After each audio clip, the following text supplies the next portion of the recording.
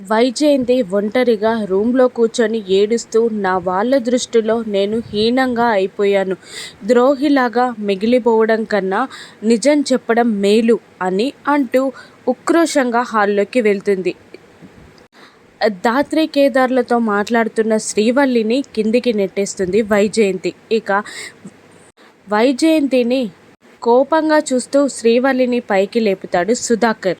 వైజయంతిని తిడుతూ నీకేమైనా పిచ్చి పట్టిందా అని సుధాకర్ అడుస్తుండగా నాకేం పిచ్చి పట్టలేదు, మీరందరూ అనుకుంటున్నట్టు ఇది నా కన్న కూతురు కాదు అని వైజయంతి చెప్పేస్తుంది. దాంతో సుధాకర్ మరి తను నీ కన్న కూతురు కాకపోతే నువ్వు తనని ఆశ్రమంలో ఎందుకు చేర్పించావు అని అడుగుతుండగా ఎందుకంటే తను మీ మొదటి భార్య సుహాసిని కూతురు, మీకు పుట్టింది అని వైజయంతి చెప్పడంతో సుధాకర్ షాక్ అవుతాడు.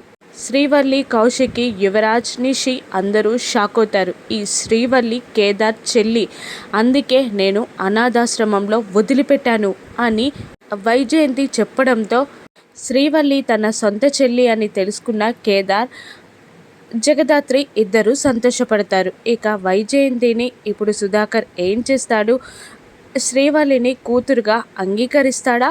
రాను ఎపిసోడ్స్లో చూద్దాం. Thank you for watching.